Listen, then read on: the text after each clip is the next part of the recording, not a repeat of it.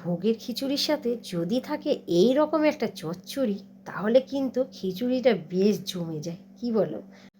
বড়মশাইয়ের প্রতিদিন শাক ভাজা চাই চাই, তবে আজকে মনে হলো যে শাকটা না ভেজে আমি বরং এইভাবে একটা চচ্চড়ি করে দিই, খেয়ে কিন্তু দারুণ মজা পাবে।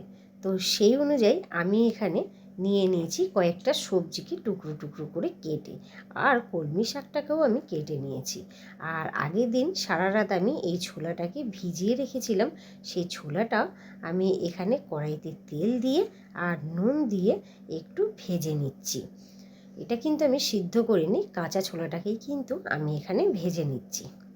এরপরে ছোলাটা তো আমার ভাজা হয়ে গেল, এবার এখানে আর একটুখানি তেল অ্যাড করে দিলাম, আর তেলটা দিয়ে এর মধ্যে দিয়ে দিলাম আমি 5 ফোড়ন আর একটুখানি হিং ফোড়ন। এরপর যে সবজিগুলো আমি এখানে কেটে রেখেছিলাম সেই সবজিগুলো আমি তেলের মধ্যে দিয়ে দিলাম, আর দিয়ে দিলাম নুন আর হলুদের গুঁড়ো দিয়ে আমি এটাকে ভালো করে মিশিয়ে নিচ্ছি, এবং এইটাকে কিন্তু আমি ঢাকা চাপা দিয়ে হালকা আঁচে ভেজে নেব।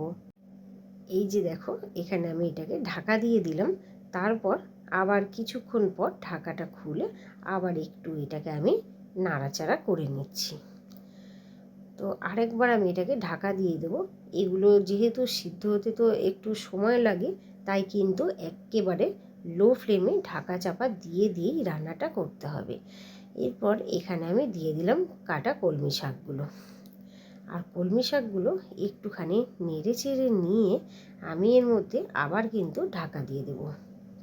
আর শাক দিয়ে ঢাকা দিয়ে দিলে কিন্তু এই যে শাকের থেকে যে জলটা বেরিয়ে আসে, সেই জলটাতেই কিন্তু সবজিটা তোমার পুরোটাই সিদ্ধ হয়ে যাবে, এতে কিন্তু আলাদা করে জল দেওয়ার কোনো প্রয়োজন নেই। এরপর দেখো, এইখানে আমি দিয়ে দিলাম কাঁচা লঙ্কা। এখানে কিন্তু কাঁচা লঙ্কাটা আমি চিড়ে দিয়েছি। এবার দিয়ে দিচ্ছি আমি ছোলাটা, আর ছোলাটা দেওয়ার পরেও এটাকে আমি ভালো করে মিশিয়ে নিচ্ছি।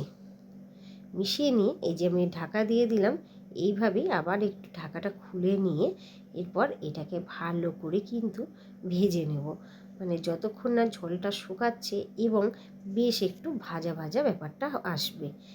এরপর এর মধ্যে আমি দিয়ে দিলাম আদা বাটা, আর আদা বাটাটা দেওয়ার পরও কিন্তু এটাকে ভালো করে এর সাথে মিশিয়ে নিচ্ছি। এটাকে কিন্তু বেশ অনেকক্ষণ ধরে কষাতে হবে, তবেই এটার স্বাদ বেরিয়ে আসবে। এরপর এর মধ্যে দিয়ে দিলাম আমি চিনি।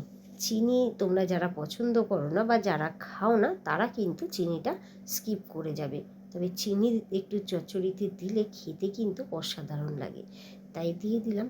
এরপর দেখো, রান্নাটা আমার হয়ে গেছে, এটাকে নামিয়ে নিয়ে গরম গরম সার্ভ করে দিচ্ছি। তো ভিডিওটি ভালো লেগে থাকলে অবশ্যই আমার পাশে থেকো। আর চলো, আজকের মতো ভিডিওটা এখানেই শেষ করছি। সকলকে অনেক ধন্যবাদ জানাই আমার এই ভিডিওটা সম্পূর্ণ দেখার জন্য।